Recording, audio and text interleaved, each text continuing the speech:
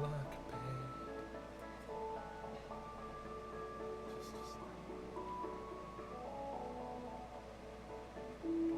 All right, good evening, everybody. I am BGM, or Bigger Gayer Magic, and tonight on Live Deck Building, we're taking a look at our new friend, Kotus the Fangbearer. It's a 4-drop in Sultai colors. It's an indestructible 2/1 zombie warrior, and when it connects, meaning dealing damage, we get to exile that many cards off the top of our opponent's library and cast free spells from among them. It's a villainous wealth on a stick on combat damage trigger. We want to deal damage, we want to make Kotus big as hell, exile a ton of cards, get a bunch of free spells that don't belong to us. That's the plan with Kotus. So we're kind of like in a Sultai Voltron strategy, and we're just gonna, because Kotus's main stat we care about is power, because we want that X to be big, I want to start with an Excalibur. Excalibur is cool, but it's not a symmetric pump. It came out in the Assassin's Creed expansion last year.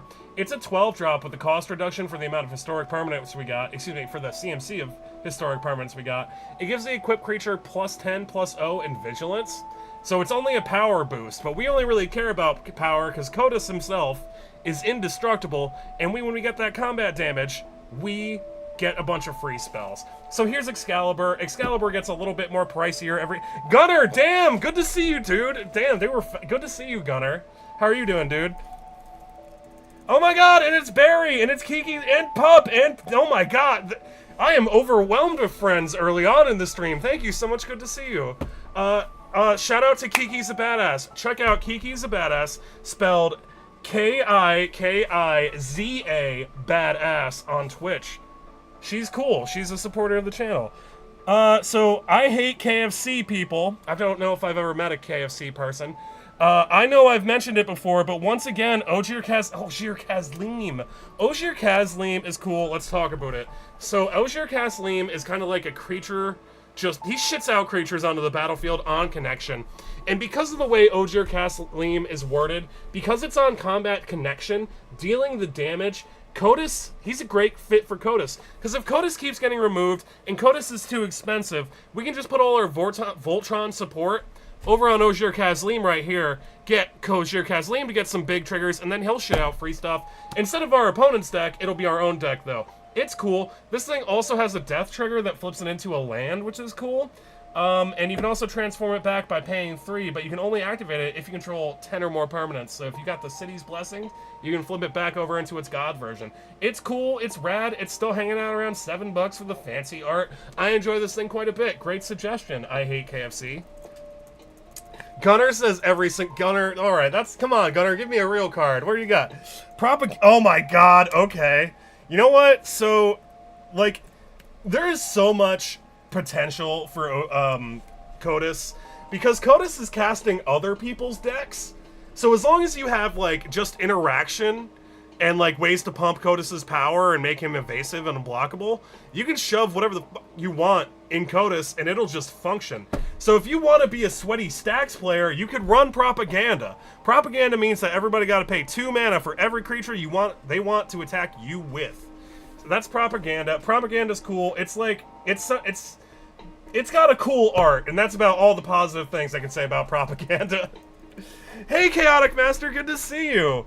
You beautiful, I know, you guys have to be real with me. You guys need to tell me if the shoulder pad is too cringe. I know it's cringe, like, objectively, but I need to know if it's too cringe. Thanks for being here, Chaotic. Good to see you, and your very powerful beard. The music is a little loud. Thank you so much. Let me turn that on down. Thank you so much. Smoking Dandy, thank you very much. How is it now?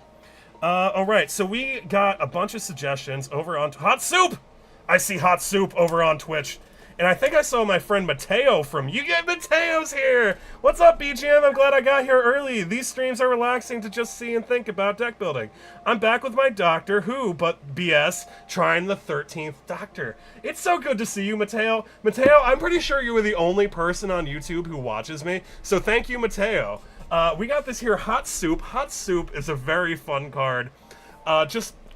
as a plan of game design. It's a 1 mana equipment with an equip 3, so we got a mana investment of 4 to give our equipped creature unblockable, and whenever the equipped creature is dealt damage, you destroy it. But this thing's super good to slam on Kotus because Kotus already has Indestructible, and this thing just makes sure that Kotus can't be blocked, and when Kotus connects and deals combat damage, we get a ton of free spells off our opponent's decks equal to the amount of cards we exile with the connection trigger. It's really cool. This is a great card. The fact that it gives the creature unblockable is absolutely silly. And because it's colorless, we're going to have a super easy time casting it too.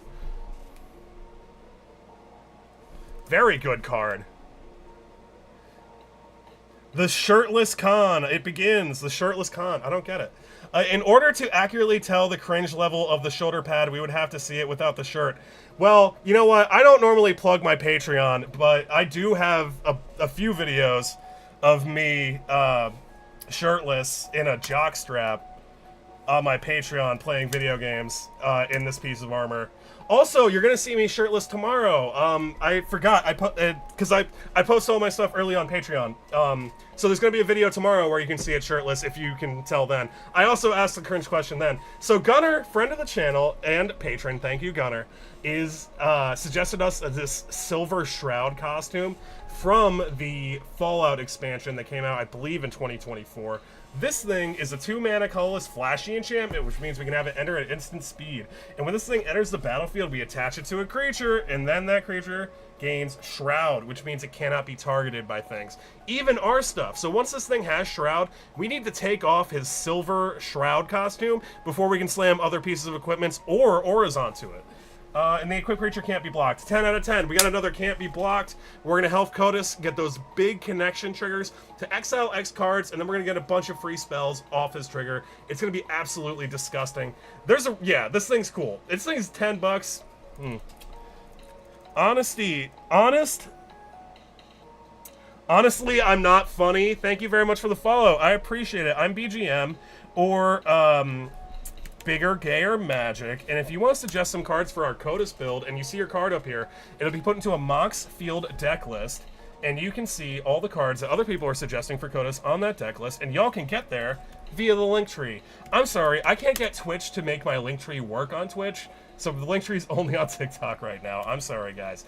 But here we got this Black Blade Reforged, and I love a Black Blade Reforged because it gives the creature a pump proportionate to the amount of lands you have, and that feels fair to me. We're also in green, so we can play an inordinate amount of lands on top of it. This thing is very cool. It's got 2 equip costs. If we're equipping a legendary, probably our commander, we can only do it for 3, but if we're equipping anything else, it's gotta be 7 mana. This thing's cool. It's a big pump. It's seen a bunch of reprints. It's $2. It's just a cool sword. As a man, I enjoy a cool sword. Thank you for the suggestion. You just built Atla, Cole? Atla, fuck. Atla's not gonna come up because Atla's not in our color identity. Did you build a bunch of zombies in your Atla Polani, or did you fill it with noodly Eldrazi monsters? No, the Shroud is till end of turn. The Shroud is till end of turn.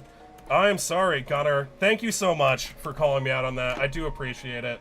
I do tend to roll through cards quickly. So let's pull back up the Silver Shroud costume. So when the thing enters, because it's got flash, the thing only gets Shroud until end of turn. So forget all that stuff about taking off the Silver Shroud costume before you put other stuff onto it. That's my bad. Thank you, Gunner. Gunner, what did we lose to over the weekend? It was crazy, right? It was, were you the... I remember. You kind of got boned. Your shit just kept getting removed. So we're going to pull up Tasha's Hideous Laughter was, I think, the card, right? Tasha, no, we were looking for Tasha the Witch Queen. Tasha the Witch Queen is the Planeswalker commander from the Baldur's Gate precon. This thing has a triggered ability. Whenever you cast a spell you don't own, you create a 3/3 black demon creature. Okay, it's a vanilla 3/3 demon creature, but that's amazing. Because this thing on curve is going to come out on the turn after we cast Kotus, right? So this thing's going to hang out on the battlefield. Hopefully we can get Kotus to hit for like 1-2 damage. Maybe we get a spell, but whenever we cast those spells, we can make demons off of Tasha. Not to mention that Tasha has other abilities, like we can -3 here and we can cast a spell from on cards with page counters on them. And the +1, you draw a card, and for each opponent, exile to one target insert sorcery from that player's graveyard, and you put a Plague counter on it. So Tasha is kind of like a long-term plan. We want to cast a bunch of free spells with our Codis connection trigger. Then we make a bunch of demons with Tasha. That's pretty cool.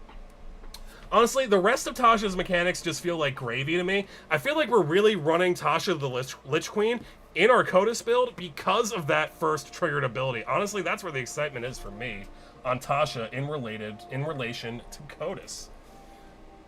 Ooh. Oh, Pup Meister wants us to run a communal. Honestly, that's an amazing suggestion, Pup. Good boy, Pup. Let's talk about communal brewing. So communal brewing came out in one of the Bloomborough precons. I'm not sure which. But this is a little 3-drop enchantment, and it basically says, when it enters, any number of each opponents each draw a card, and you put an ingredient counter on communal brewing for each card drawn this way. And for each counter put on it. And whenever you cast a creature spell, that creature enters with additional 3 counters, because we're playing Commander, we're probably going to give everybody a card, because we're nice people. So, when we cast creatures off of the Codis trigger, those creatures are being cast. They are going to get communal brewing triggers, and they are going to be bigger than if our opponents cast them.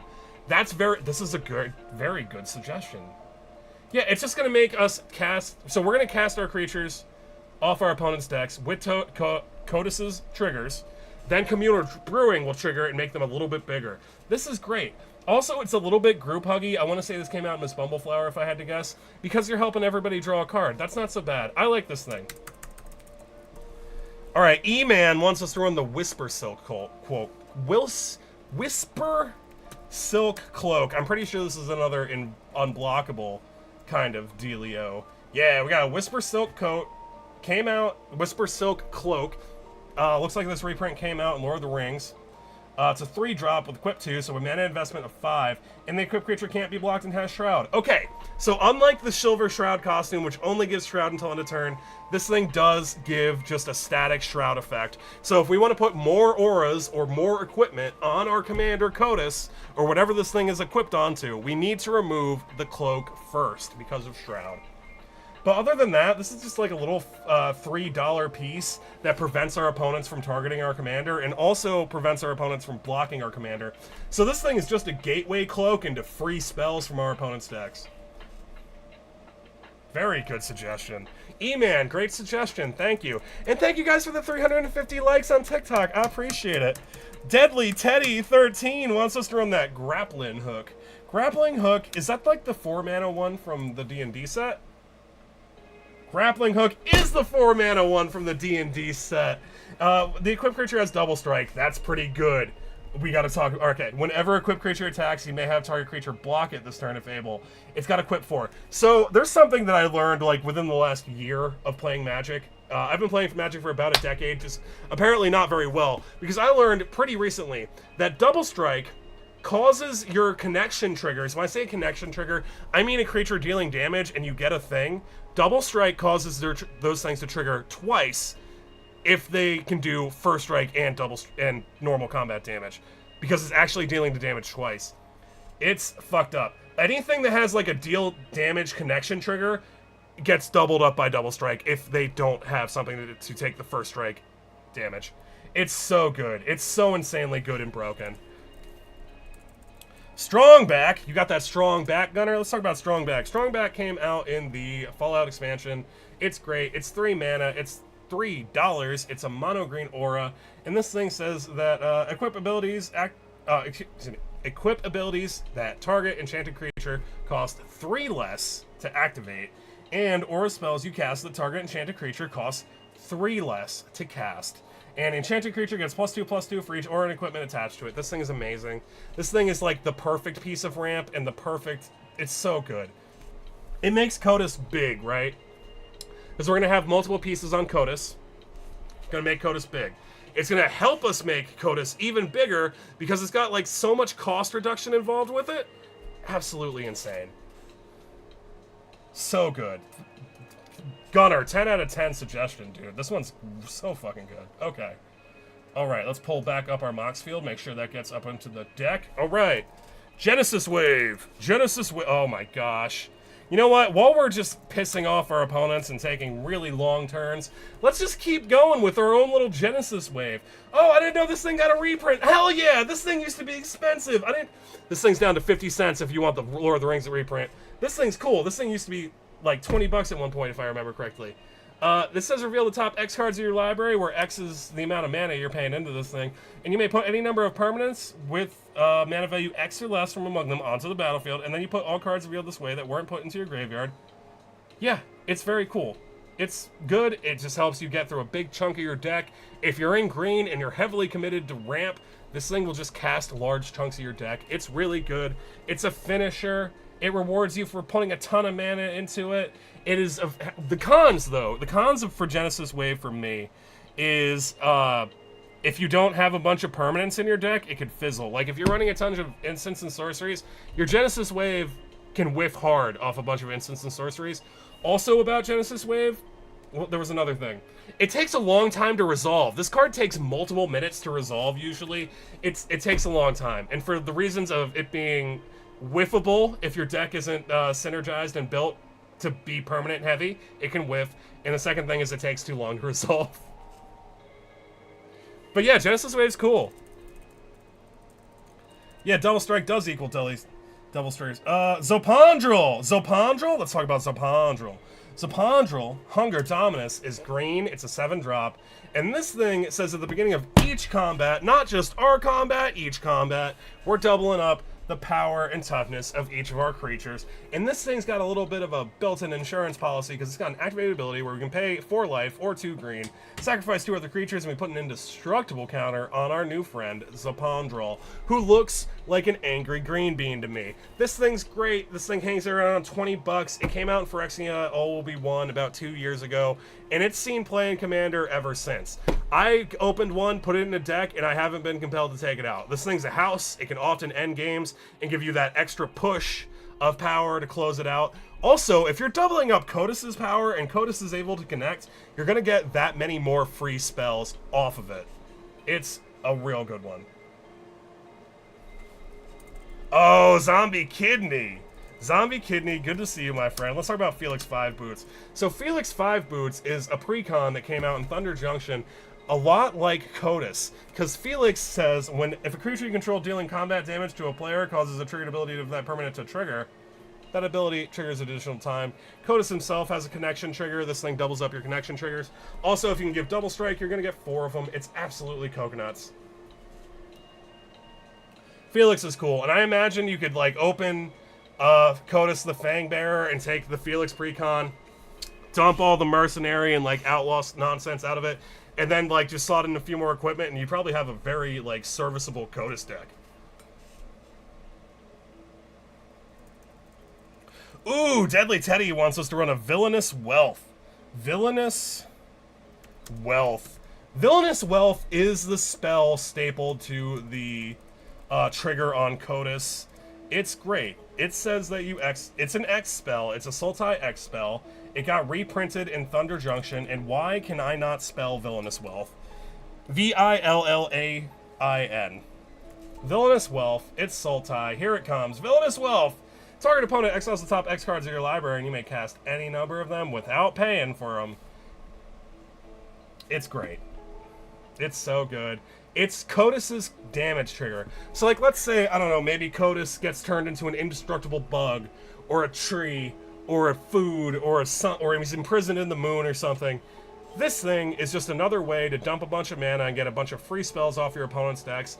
And in a Kotus deck, they probably won't see this coming. This thing also has a pretty cool looking reprint in the Outlaws of Thunder Junction expansion from last year. Power Fist! Power Fist. Power Fist.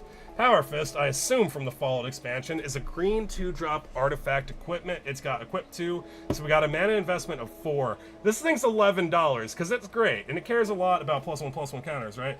The equipped creature has trample, and whenever this creature deals combat damage to a player, put that many +1/+1 counters on it. It is absolutely nuts. If your creature's unblockable, you're going to be doubling up that power every turn. It's nuts, especially in Kotus. It's $11 for a reason. It is so good. So, so good. Also, I really like the proportion on this art. Like, you can see how big the Deathclaw is as opposed to the person. I think this card's a win.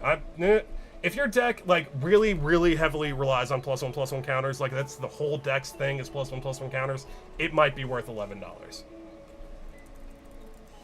I love how you look like. Thank you, Paul Dinch. I am testing out this little costume shoulder pad tonight. If it's too cringe, you are legally obligated to tell me. I know it's a little cringe. I know it's objectively cringe, but I need to know if it's too cringe. But thank you, Paul. I appreciate it.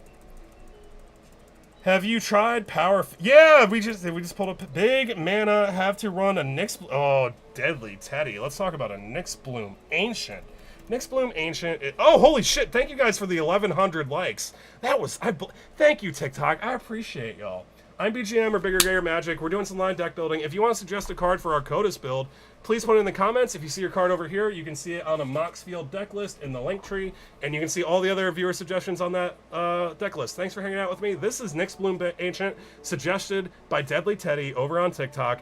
This thing is 45 American dollars because it triples your mana production, okay? It's a 7-drop enchantment creature that triples your mana production. It's a tramply 5/5, and if you tap a permanent for mana, it produces 3 times that amount of mana. It's nuts.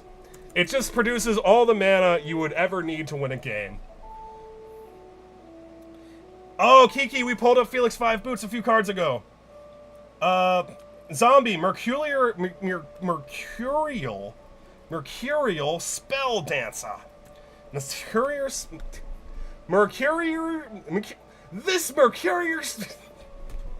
thing is a 2-mana blue, 80-cent Phyrexian Rogue 2/1, and Mercurius, it can't be blocked. And whenever you cast a non-creature spell, you put an oil counter on Mercurial Spell Count. I was so close. Whenever Mercurial Spell Dancer deals combat damage to a player, you may remove 2 oil counters from it. And if you do, when you cast your next instant or sorcery spell, copy it. You may choose new targets for the copy. It's cool. I'm going to be real with you guys. I don't like this card because I find it too difficult to say. Mercurial Spell Dancer is simply too many syllables for my tiny gay brain. But it's cool. It does have a connection trigger. We do have a ton of equipment in this deck already that give things unblockable. We could just slam one of those on here, and then all our interaction pieces, which I assume are instant speed, can get doubled up by removing oil count. Can we do this at instant speed? No, it's not instant speed. It's on connection, right? So we kind of got a plan. It takes some planning, but it is a connection trigger, so it is on theme, and I like that. I don't like that Mercurial Spell Dancer is so hard for me to say. Vigor! With many exclamation points. Guys, I'm going to be real with you. When I first started playing Commander, I was not a fan of Vigor. Vigor felt like a very unfun card to me as a newer player, and I'm going to tell you why. It's a 6-drop mono green elemental incarnation, 6/6 with trample, and it says, if damage would be dealt to a creature you control, prevent it, and put that many +1/+1 counters on it. So instead of killing your opponent's attackers on blocking, you're just making them bigger for next time. And when I was a newer player, that felt really bad. But now that I'm a little bit more experienced, it feels more fair. It ain't got hexproof, it ain't got shroud, it's not indestructible. It feels perfectly fair to me now. It's just a must-remove game piece. If you let this thing hang out on the board and your deck is like a primarily win-condition combat deck, you will likely lose to Vigor. Vigor's crazy. It's $30 for this printing. Yeah, it's crazy. I didn't know Vigor was $30. That's fucking crazy. I don't think Vigor's worth $30. Osgood! Operation Double Good. Osgood, suggested by Mateo over on YouTube. Thank you, Mateo. Osgood Operation Double. Is this a Doctor Who card? Are you back? You are back on your Doctor Who nonsense. Let's talk about Osgood Operation Double. It's a 4-drop legendary human alien shapeshifter. It's a 2/2, and when you cast the spell, you create a token copy of it. Except the token ain't legendary. And you can tap it to add colorless, spend this mana only to cast an artifact spell, or activate an ability of an artifact. And then whenever you cast a spell from anywhere other than your hand, investigate. Alright, let's talk about it. So this thing's cool. We cast it. We get 2 of these things. We get 2 2/2s. One of them ain't legendary. Both of them can tap for mana to cast artifacts or activate abilities of artifacts. So this thing is kind of like a 4 mana. You make 2 dorks that can help get you your equip cost down. Because we have a bunch of equipment to make Kotus unblockable. That's where I feel like this thing's value is. It's mana dorks to reduce equip cost. But also, whenever you cast a spell from anywhere, I don't know, like your opponent's library after you get a Kotus connection, you're going to make a bunch of clues off it. You can use those clues as kind of a mana-intensive way to draw cards, because you can sack a clue for 2 colorless to draw a card. Or, excuse me, not 2 colorless, 2 generic. And for those reasons, it'll ramp you mainly with your equipment, and it'll draw you cards kind of shittily with clues. But it covers 2 of the bases you need your commander deck to, like, do just to function, and that's ramping and card draw. And this thing does both. I don't think it particularly does either thing really good, but in this deck, it does cover bases, which is cool, because we want a lot of value pieces in Kotus, because our bombs are going to be cast off our opponent's libraries. Thank you, Mateo, for the suggestion. Ooh, Pup. Oh, I'm sorry, Pup. We're going to do yours next. But we are going to do the Mad Wobbler. I don't think we've taken a Mad Wobbler request yet. And then we're going to do Pups. So we're going to do Surge of Brilliance. Surge of Brilliance is not a card I'm familiar with. Surge of Brilliance, 2 mana. Another Doctor Who nonsense card. It's an instant this time. Draw a card for each spell you've cast this turn from anywhere other than your hand. Guys, the insult to injury of it all, of playing Kotus, right? So, like, we're just going to put out some equipment, maybe some auras, make Kotus big, try to get that combat connection trigger, exile a bunch of cards, get a bunch of free spells. But when we're done casting all our free spells off that trigger, we're going to drop this Surge of Brilliance, and we're just going to do a victory lap by drawing a card for every free spell we got off our opponents. This thing is absolutely nutty. I love that it's 40 cents, and I love how hard it synergizes with Kotus. Something to be mindful of when playing this thing in Kotus is if Kotus is dead, or if Kotus has been like turned into a food or a bug, or like got a nasty aura that changes what he is and reduces his abilities, this is a dead card in your hand. I do like that you can foretell it though. This is cool though. This is very thematic. Good suggestion. Alright, Pup says Raised by Giants. Raised by Giants is one of the Baldur's Gate backgrounds. This thing is 6 mana, and it says that commander creatures you control have base power and toughness 10/10, and are giants in addition to their other types. This thing's crazy. It's going to make Kotus a base power 10, so if he connects, he's going to exile 10 cards. We have so many things that make Kotus unblockable. It's absolutely disgusting. And those 10 cards could be 10 free spells. We're probably going to hit at least 2 or 3 free spells off a 10 hit. Absolutely nuts. Also, I love that it's only 60 cents. Thank you, Pup Maestro. Pup Maestro, you've been hanging out for a long time too. You've been with me from the start as well, I believe. And then we got a Zombie Kidney with Otrimi. Otrimi, the Ever Playful, was a precon. If you guys remember the the Flawless Maneuver, Deadly Rollick, not Jessica's Will, Deflecting Swat, like the free commander instant speed interaction pieces that are free if you got your commander, those came out in the Ikoria cycle of precons. So we got Otrimi, the Ever Playful. He's a 6-drop little nightmare beast. He's a trampoline 6/6, and he wants to mutate. Whenever this creature deals combat damage to a player, return target creature card with mutate from your graveyard to your hand. Okay, you know what? There is probably a version of Kotus that exists that is a mutate deck. And the way, instead of just running auras or like equipment, you could just mutate Kotus a bunch to make him kind of big and spicy, and then you could run an Otrimi as kind of like your finisher. And if you could mutate Kotus into Otrimi, and then you're getting multiple connection triggers, it's going to be absolutely nuts. Thank you, Colin, for this follow. I appreciate it. I'm BGM, or Bigger Gayer Magic, and on live deck building, we talk about whatever cards you want to talk about. If you want to suggest a card for our Kotus build and you see it over here, please put your suggestion in the comments. If you see it over here, it'll be in a Moxfield deck list, and y'all can get there via the link tree on my TikTok profile. I'm sorry, Twitch hates my link tree. Bongo Johnson, good to see you again, dude. You want us to run that Thieving Amalgam? Thieving Amalgam is a card I've heard before, but I don't quite recognize what exactly it is. Thieving, oh, this thing. Snake Ape. The Ape Snake is a 7 mana, 6/7, and at the beginning of each opponent's upkeep, You manifest the top card of that player's library, meaning you exile it face down as a 2/2 creature, and if it's a creature, you can cast it for its mana cost. And whenever a creature you control but don't own dies, its owner loses 2 life and you gain 2 life. Okay, cool. We're not really running this thing for its trigger. Excuse me, for its first trigger. We're running it for that second trigger. Because we're probably going to get, like, I imagine the way Codas would play out if I was building it, is we build up Codas, we get a really rad hit, we probably don't kill a player, but we probably, like, make an impressive board state. Maybe we cheat out a bunch of free creatures out of their deck, and now the table needs a board wipe for us. This thing is kind of like an insurance policy, because we're going to get a bunch of our opponent's creatures on the battlefield, and they're going to have to answer them. They're going to have to kill them. This thing will do little piddly 2 damages, but it'll also do a little bit of life gain. I don't think we've seen any life gain yet.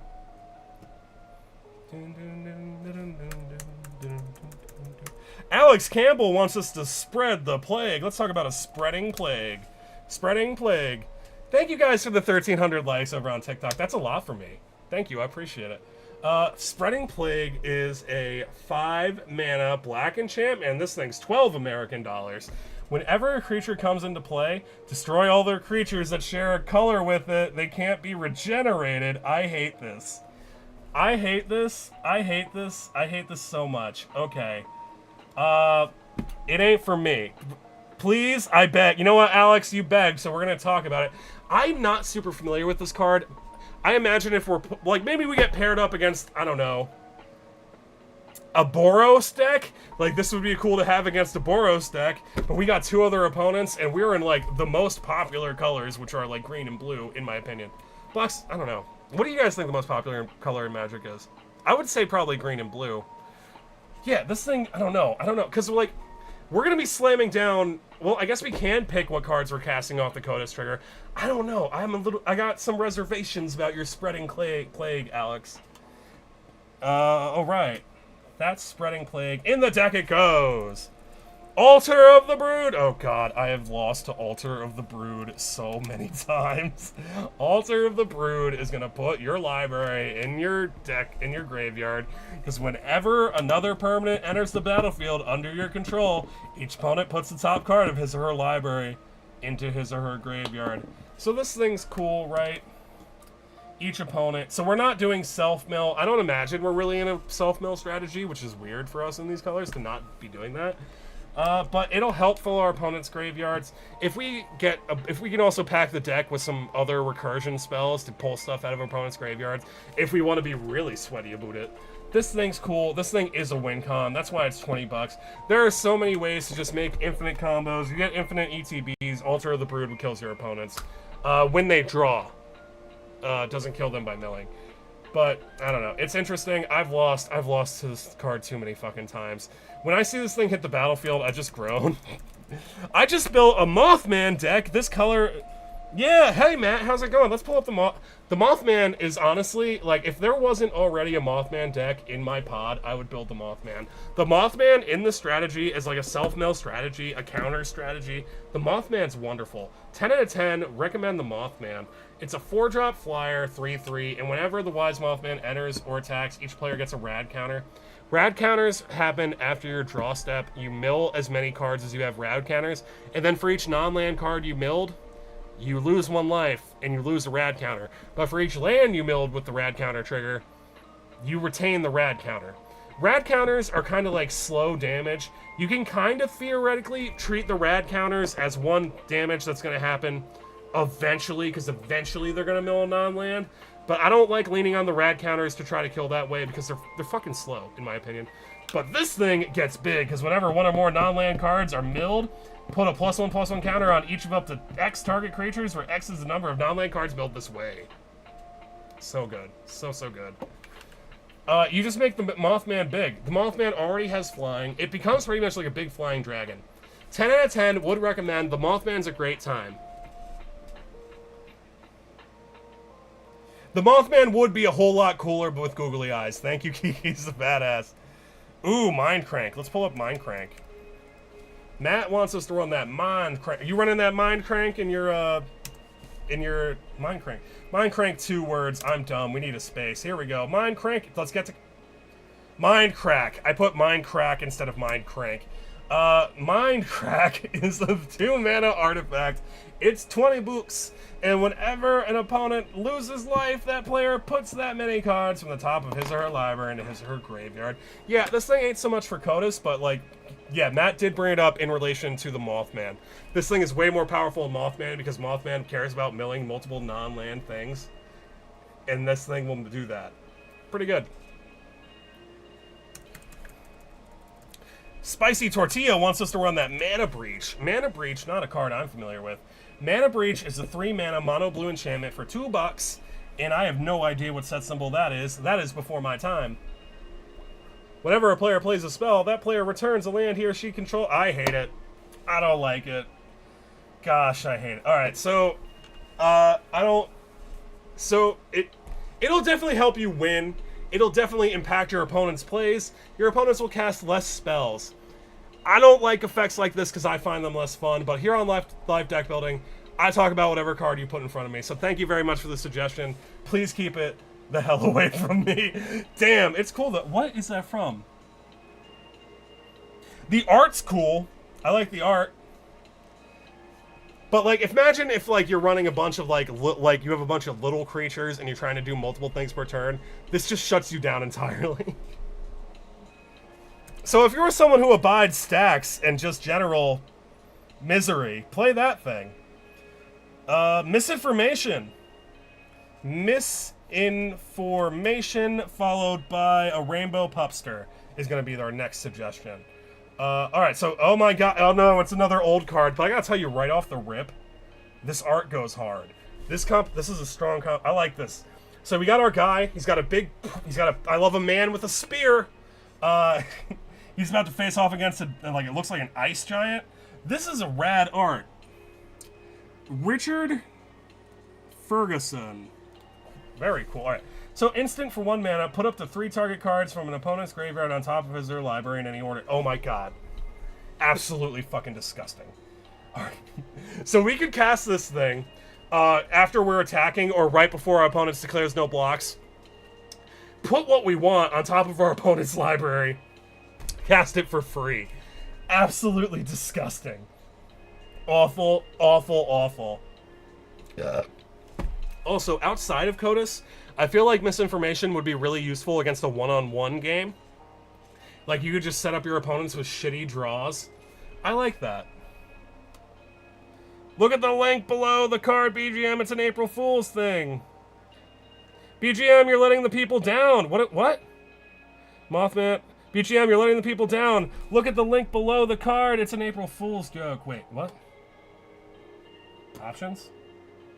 Oh, it's a joke. Is it a joke? You know what? It got me good, and I kind of want it. This would be a pretty sick card. Build Deadpool. What? Bane of Progress. I saw the Deadpool spoilers. I don't know. Bane of Progress. There is another uncard that I feel is better than Deadpool and does something. It's called Phoebe, Head of Sneak. It's an uncard. It's a gray border card, but it's in Demir colors, and I feel like it's a better version of Deadpool that we already had. Bane of Progress, though, is a 6-mana elemental. It's a 2/2. Click the card, and then the googly eyes link. Okay, my bad. We gotta go back. We're gonna go back to Bane of Progress, I promise. Toggle googly eye. Oh. Yeah, we can toggle googly eyes. If you see, we have the googly eyes.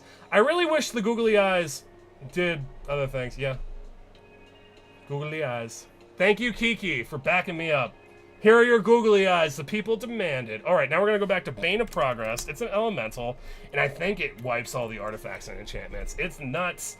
When it enters the battlefield, destroy all artifacts and enchantments, and then you put a number of +1/+1 counters on Bane of Progress equal to the stuff destroyed this way. I love this thing. It's super good in creature decks. Like, if you're running an Animorphs Storm, Creature Storm strategy, you can... Oh, man. Does it put the googly eyes there every time? Yeah, so this thing is great in a Creature Storm strategy where you're not really running enchantments, you're not really running artifacts. This thing's a must-include. This thing's $14, and for the amount of times I feel like I've lost because of Bane of Progress, I dare say it might be worth it. Yeah. Move them! Move them! What? I can move the googly eyes. Oh my god. Oh my god, I can move them. I can move them. Kiki, how did I not know this? Kiki, you should do the show. Come on. Yeah, googly eyes. Bane of Prog. All right, we did it. Cool. Thank you, Kiki. Berserk. Berserk is our next suggestion. It's from Chris PR over on TikTok. Berserk, okay. It looks like we are looking at the Wolverine reprint. Berserk is a $13 mono green instant. Casts the spell before combat damage step. Target creature gains trample, gets +X/+O until end of turn, where X is its power. And at the beginning of the next end step, destroy that creature if it attacked. You know what? This feels perfectly viable in a Kodos deck because we just want that pump. If we, like, let's say we get Kodos to hang out around 10 power, we give it a pump up to 20, and then we get exile 20 cards off our opponent's library, get a bunch of free spells, that's probably enough to clear out the game. And if it's not, our opponent's deck is bad.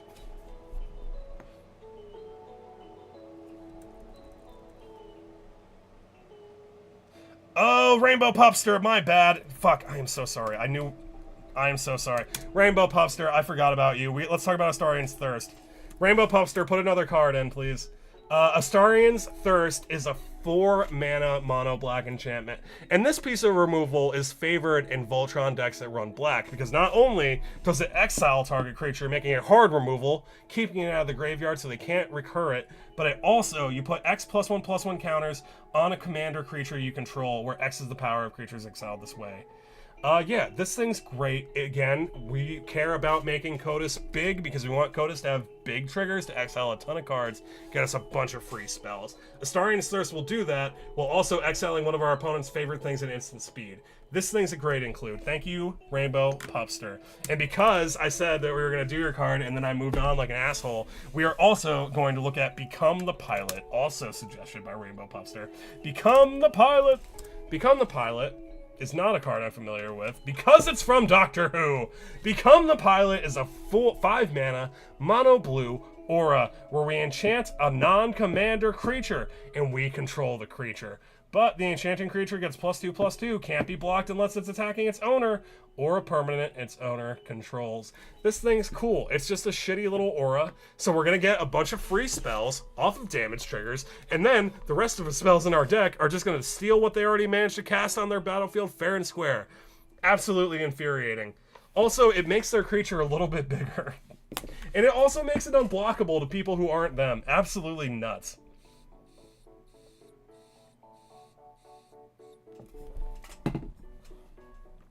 All right. Give it googly eye. Okay. Give it googly eye. All right, Kiki's making demands. We got to put googly eyes on it. All right, here we go. Googly eye number 1. Become the Pilot. Come on, googly eye. Bam, googly eyes. Mission accomplished. Hydra's Growth. Oh my gosh. Thirst with googly eyes? Thirst with googly eyes. Kiki, you are on both TikTok and Twitch. Thank you. All right, so let's talk about Hydra's Growth. I love Hydra's Growth. When I think about mono green Voltron strategies, I don't want to play them if they don't have Hydra's Growth. Hydra's Growth is my favorite +1/+1 counter card ever. And it's great. It's low, it's budget, it's climbing up recently. This thing's cool. It got printed in Theros Beyond Death, and it's hanged out mostly under $1 since its printing. Right now it's at 3 because it's amazing. It's in 3-drop aura. When it enters, you put a counter on the enchanted creature. And then at the beginning of your upkeep, you double the amount of counters on it. It's great. It makes your creature bigger and bigger. It's so good. It's so good. Highly recommend Hydra's Growth. Kiki, I can't. That takes too much time. Not every creature deserves googly eyes. I'm sorry. Brokos. Brockus. Apex forever. Brockus. Apex for Brockus. Brockus. Apex of Forever is the Sultai Apex Nightmare Beast Elemental 6/6 Trampler. You may cast it from your graveyard using its mutate ability. Okay, cool. So this thing, So we could mutate it onto Kodos, making him a Trampley 6/6. And that's pretty good. For 5 mana, give it a 6/6, make it a 6/6, give it Trample. Yeah. And it can also be mutated from the graveyard. So even if Kodos gets got and this thing hits the graveyard, we can cast it back. I don't mind that. It's a little piece of like Voltron synergy that we can keep bringing back. And it's not an aura, It's not an equipment, but that's fine. Wait, magic on my FBP? Skywalker Rog, nice to meet you. I'm BGM, or Bigger Gayer Magic, and I am doing a little bit of live deck building today. We are working on CODIS. If you want to suggest a card for CODIS, please put it in the comments, and if you see it over here, you can check out all the viewer suggestions on my Moxfield page. Embrace the Chaos! I hope Embrace the Chaos is a card. It's not a card, but Kiki, I appreciate your enthusiasm. Time to be sweaty now. Oh, let's bring out a game changer. If you guys want to feel... Alright, so I'm so glad I made a video about this card. People would suggest Expropriate all the time on the show. And if you want to hear my thoughts on Expropriate, there's a video in the Game Changers playlist on TikTok talking about my feelings about Expropriate. But here on Live Deck Building, we're talking about what you want to talk about. Y'all want to run Expropriate? You can run Expropriate. Just run it away from me, please. This 9-mana sorcery says that you're either going to give the person casting it an extra turn or your favorite permanent. It's absolutely nuts, and if your opponents are copying it, you shouldn't be friends with them anymore. It's nuts. It's a game changer. It's 20 bucks. You can get it for cheaper, though. It's seen some reprints, and I'm pretty sure you can get it for like around 5 or 6 if you want to be that person. I personally don't take extra turns because I value the time of my friends. The new Chaos Googly Eyes. Oh, yeah. Well, here, we'll put Googly Eyes on Expropriate just to show ample disrespect to Expropriate. Yeah, get Googly Eyed. I've been playing Magic for so long, says Skywalker. Been in tournaments many times, and I think one of my favorite. Very cool. Commander is Morophon the Boundless. Commanders is Morophon the Boundless. Okay, so unfortunately, Morophon is not going to come out because it's outside of our color identity because we're only in Sultai. What kind of tribe do you run in your Morophon Boundless deck? When I normally see sit across the table from Morophon the Boundless, it's normally like I've seen a Dragon deck, I've seen like a Doctor deck. I've seen a Doctor Assassin deck with Morophon at the helm. Morophon's a cool commander because you can just shove, like, really whatever you want in there and make the tribe work. Vampiric Tutor is a 1-mana, game-changing, $75 tutor. The Game Changers video for tutors comes out tomorrow morning. This thing, search your library for a card, then shuffle your library, you put that card on top, and you lose 2 life. It's a tutor. Tutors are great. My thoughts on tutors come out tomorrow morning with the video. I'm not a big fan of tutors, especially the like really aggressively costed ones like this one. This is one of the only instant speed tutors, even though it just puts it on the top of your deck. It's a 1-mana instant speed, grab your answer. It's great. That's why it's a game changer. Okay, alright, Vampiric Tutor truly does deserve the googly eyes, because the googly eyes are going to be too small, so it'll just like kind of fit in its little recessed head. Bam! Vampiric Tutor, googly eyes. Alright, what do we got? What do we got? We got a Beastmaster Ascension from Rainbow Pupster. Let's talk about Beastmaster Ascension. Beastmaster Ascension's cool, and we're definitely going to be able to get it online because we need to attack to get those CODIS triggers. Beastmaster Ascension, it's like a 3-drop mono green enchantment, and it says whenever you attack, you put a quest counter on Beastmaster Ascension, and as long as Beastmaster Ascension has 7 or more counters, your creatures get +5/+5. This thing's nuts. It's an overrun effect. We're probably going to have multiple creatures because we're casting free stuff off our opponent's libraries with CODIS. This thing's going to get big. It's going to make all our stolen boys 5/5 bigger. It's going to make CODIS 5/5 bigger so we can get bigger CODIS triggers. It's a great card, y'all. So good. Also, it's only $4. I play with him in a variety of things like slivers. I just recently made a giant titan. You made a giant... You know what I really like about the like Sun Titan and like Frost... Let's put up Frost Titan. Have you guys seen Frost Titan? I like Frost... Oh, it's not Frost Titan. Is it Frost? Nope. Frost Titan. I like the Titan set. The Titan set is like Sun Titan, Frost Titan. There's a few other ones. And they all do things when they enter an attack. They got multiple... They got triggers that happen when they enter an attack. Frost Titan's interesting. It's a 6/6 for 6 mana, and whenever Frost Titan becomes the target of a spell or ability an opponent controls, it's got Ward 2. That first ability is Ward 2.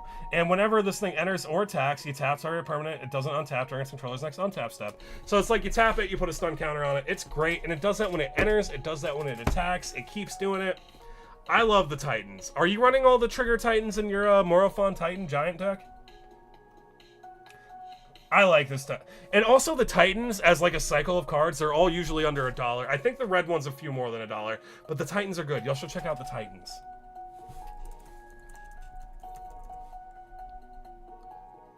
Yeah, so Master Chef we saw earlier, and it is rad. It gives our commander base power toughness 10/10. That's great for CODIS if we can get this thing out early. Oh wait, no, not Master Chef. I was thinking of Race by Giants.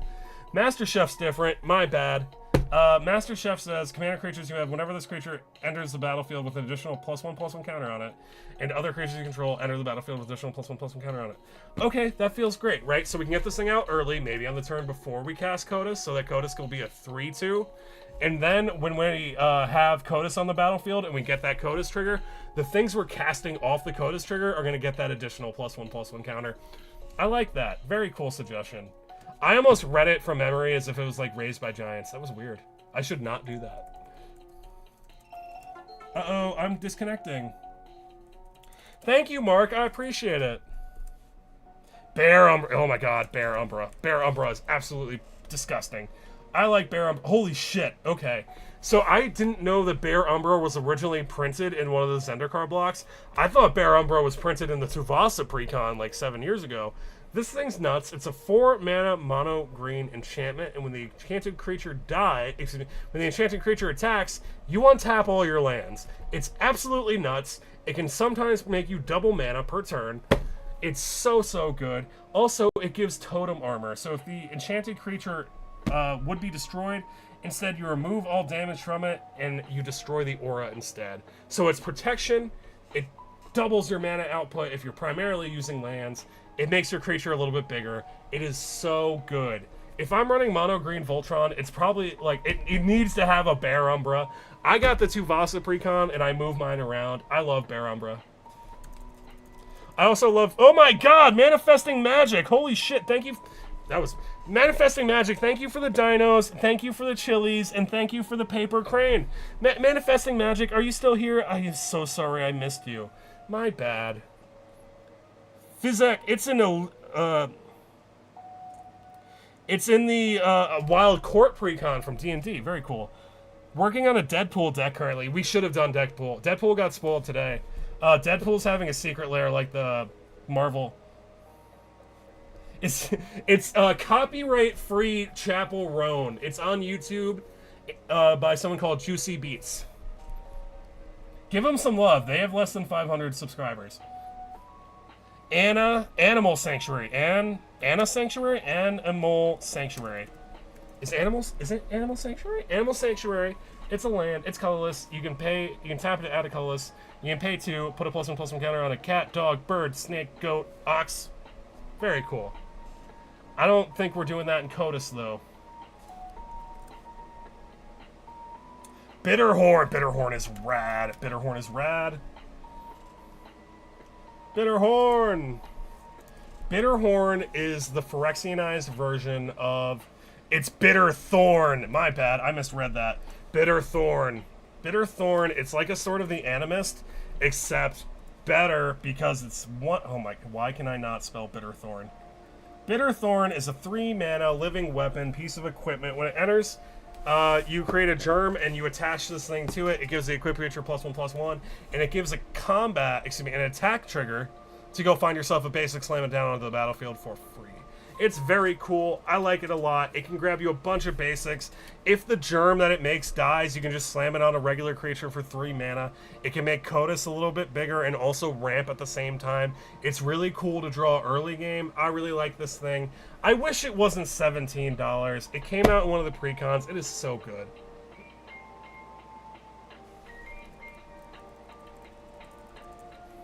Anna Sanctuary. My bad. My bad.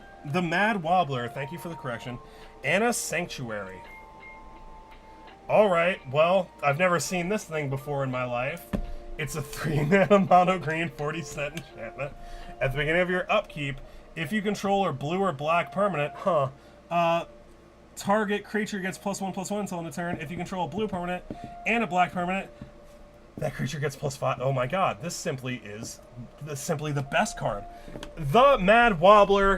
Thank you very much for correcting me. This thing is insanely good in CODIS. Let's talk about it. So Kotis, our commander, meets all the qualifications. This thing is not an aura, so even if Kotis dies, this thing's going to hang out on the battlefield still, and it's going to give Kotis +5/+5. Notable about it, it only gives the one creature the buff, but it's 3 mana for a +5/+5 buff on Kotis every turn we got. This thing is really good.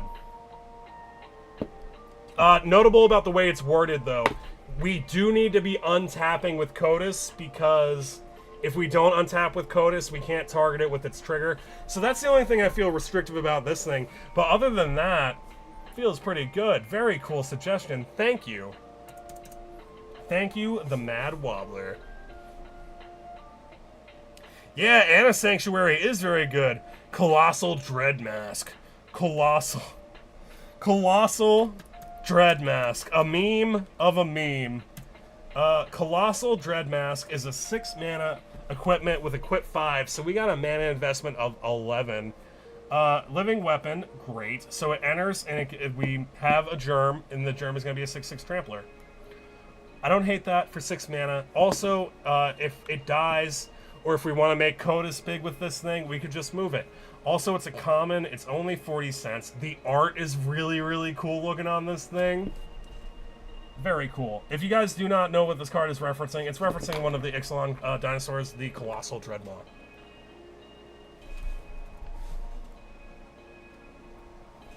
Alright, Colossal Hammer. Colossus Hammer. Colossus Hammer is so fun. I love Colossus Hammer. Especially if you can cheat around the equip cost. This is a 1 mana little piece of equipment that gives the equipped creature +10/+10, but it takes flying away. You equip it for 8 mana. It's great. It's a mana investment of 9. It makes your creature +10/+10. It does take flying away. But if you can have an effect that says, like, take a piece of equipment and attach it to something, this is a great candidate for that. Also, we saw Camp. Camp, I assume, is from Fallout. Please, please come up. Please. Oh, okay. Yeah, here it is. Okay, Camp is a colorless 40 cent. It's referencing Fallout 4. It's an artifact. It's a fortification. And whenever the fortified land is tapped... So, fortifications are equipment that you put on your lands. Whenever a fortified land is tapped for mana, put a +1/+1 counter on target creature you control. If that creature shares a color with the mana that land produced, you make yourself a junk token. So this thing, you are investing 6 mana in order to get these effects. It does put counters on. They are permanent buffs. We can use Kotis for this. We might not have a lot to do with our mana, so this feels fine. I don't hate it. I don't hate it. I don't hate it, but it feels complicated to me. It also feels like a big mana investment to me. Scoot Swarm. Let's talk about Scoot Swarm. Scoot Swarm will end a game, y'all. Y'all gotta be watched. You guys have to watch out for those late game Scoot Swarms. Scoot Swarm will break Arena, and it's the reason that Arena has like a 240 token creature limit, because Arena crashes because of Scoot Swarm right here. Scoot Swarm is a 3 mana mono green insect 1/1. And if you have a land enter the battlefield after you got 5 or more lands, you make a copy of Scoot Swarm. And then it Fibonacci sequences out into a game-ending board of Scoot Bugs. It's crazy. And if you have an Anthem to make your Scoot Bugs big, it's game right there. It's so good. It's a game-ending card in landfall decks. Yeah, it's a game-ending card in landfall decks. It's so good. 10 out of 10 would recommend. Yeah, Kotis doesn't hit lands. That is useful to mention, Rainbow Pupster. Kotis doesn't hit lands, but Scoot Swarm is so amazingly good that I don't feel like Kotis needs to. Because, like, even if he doesn't hit lands, we're going to hit things like Wayfarer's Bauble, Farseeks, Cultivates. We're going to hit landfall things in our opponent's deck. I imagine we would. I don't know. Yeah, it's cool. Endless Scream, suggested by Games by Gunther. Hey, Games by Gunther, how are you doing today, dude? Endless Scream. This has to be a Duskmourn card. Nope, it's not. Endless Scream is a aura with X in it. Enchanted creature gets +X/+0. Okay. It's just an aura we can pump a bunch of mana into to make Kotis huge on the front end. That feels pretty good to me. Honestly, this feels perfectly playable to me. It's an aggressively costed aura, except it's not because we got to put a big amount into X. I would play this.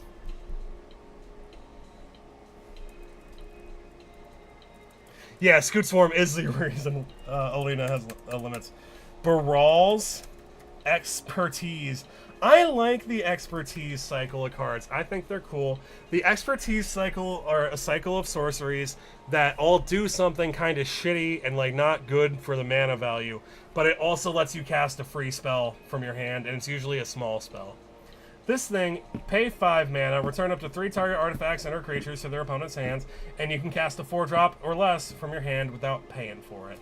It's pretty cool. We saw a bunch of auras and equipment that are low drops that we'll be able to slam out with Baral's Expertise. This is just a little piece of interaction we can put out. It's cool. It'll slow our opponents down, but nothing we put away is really going to be stopped for long. How should I build Questing Feldigriff? However you would want to, Octojack, is how I would suggest that. I can't pull up Questing Feldigriff, unfortunately, right now because it's out of our color identity, and I can't do that right now because of Moxfield. That might be a cool coming up in the following weeks for live deck building. We could do that. Do you guys know Questing Feldigriff? Please help my friend Octojack in the comments on TikTok if you know anything about a Questing Feldigriff. Here, though, we got suggested the Shadow Spear by Skull Walker Rog 4202. This thing is great. It's 43 American dollars.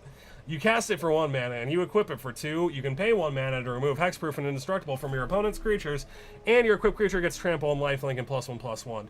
The Shadow Spear does so much for so little damage. It is absolute. Excuse me. It does so much for so little mana. It is absolutely nuts. It is so good, and all the Artifact Storm players. All the Artifact Storm commanders want it too, because it's a low drop artifact that actually can do things. It is so good.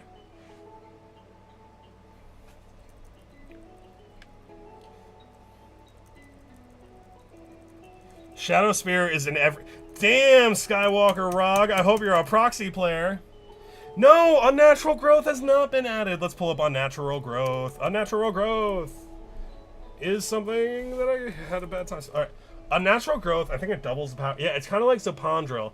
So, Pup Maestro, we also saw Zopandrel earlier on the live, but we got Unnatural Growth, and they're pretty much the same card, right? At the beginning of each combat, not just our combat, every combat, we're doubling it up. We double the power and toughness of each creature you control until end of turn. It is so good. It is so, so good. I am so glad it keeps getting reprints. I especially like the big-ass werewolf art on this thing.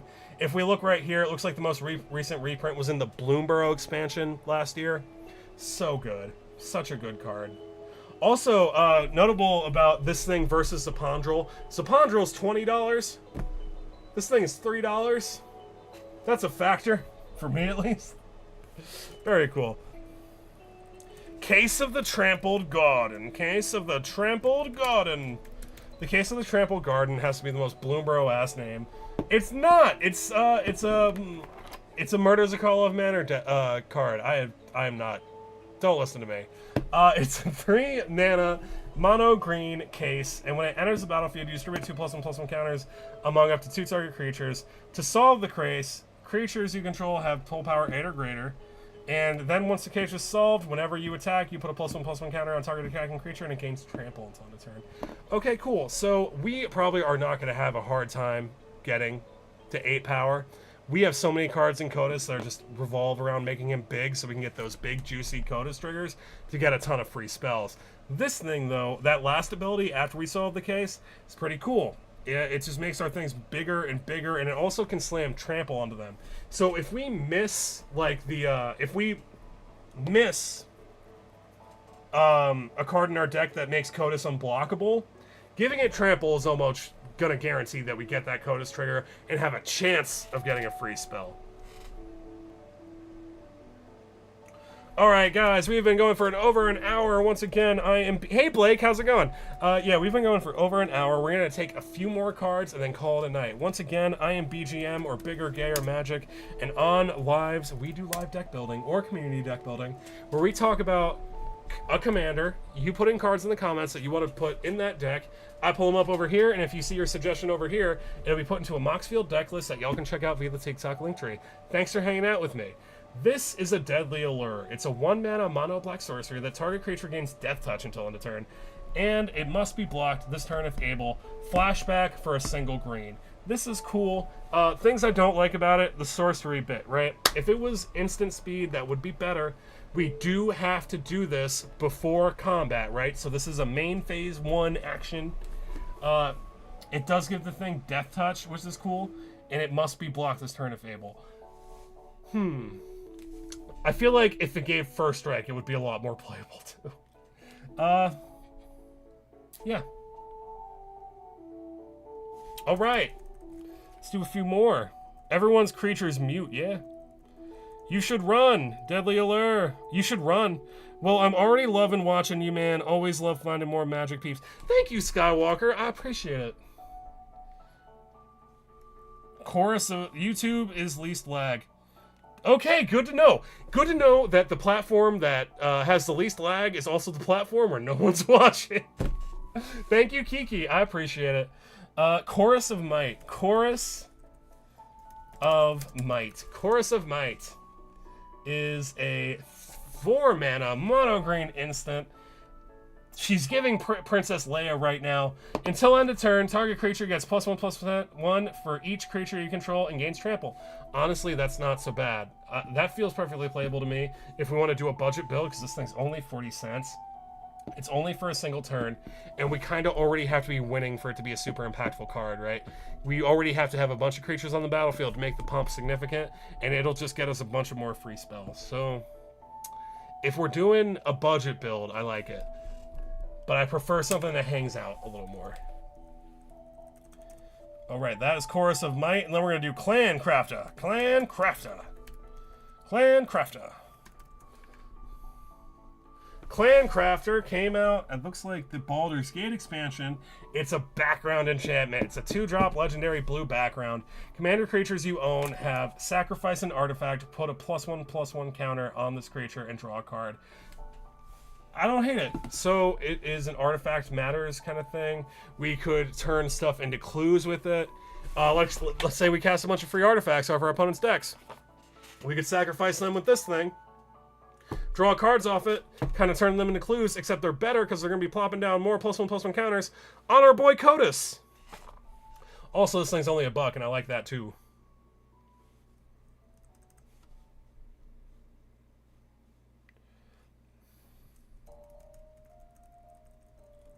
Deadly Allure. Deadly Allure. Deadly... Did I pull up Deadly Allure? Deadly Allure. Deadly Allure by Games by Gunther. Each flashback. Each target creature gets in... Okay, that's the one I didn't quite get. Alright. You know what card is really good in the right hands? Void... Oh my god, I hate Void Winnower. I hate Void Winnower so much. Void Winnower just says that it makes BGM really fucking sad. This is a $40 9-mana colorless Eldrazi, and it's all generic, so you don't even need colorless pips to cast it. Your opponents can't cast spells with even converted mana costs, and your opponents can't block with creatures with even converted mana costs. I hate it. I hate it so much. I feel like in a Kotus deck, the most effective part of it is going to be the unblockable bit, but also, it's so fucking mean. It is such a mean card, in my opinion. It is absolutely nuts. Yeah, I don't love seeing it, personally. Primal Might! Primal Might. Hey, Equinox Paradox, you're catching us right at the end. Primal Might. Good to see you, dude. Primal Might is X green sorcery. Target creature control gets +X/+7 text on turn, and then it fights up to one target creature you ain't control. It's cool. It's a fight spell. It can make Kotus big, make Kotus fight. We don't really care about Kotus taking damage because Kotus himself has indestructible. If we can give Kotus Death Touch, this thing can kind of function like a kill spell too. I like it. It's good. I like the ghostly dinosaur on it, y'all. All right. Will of the Sultai. This is going to be our first new card of the night, suggested by Equinox Paradox. Will of the Sultai is coming out on the 4th. Pre-release is on the 4th at the end of the week, y'all, if anybody else is excited. Will of the Sultai is a 5-mana mono green sorcery. If you control a commander, if you cast a spell, you may choose both instead. Target player mills 3 cards. Return all land cards from your graveyard to the battlefield tap. Honestly, that's pretty fucking good. And then put X +1/+1 counters on target creature, where X is the number of lands you control. It gains trample until end of turn. So, we're going to have our commander, because this thing is a 5-drop. We can cast this thing on the turn after we cast CODIS.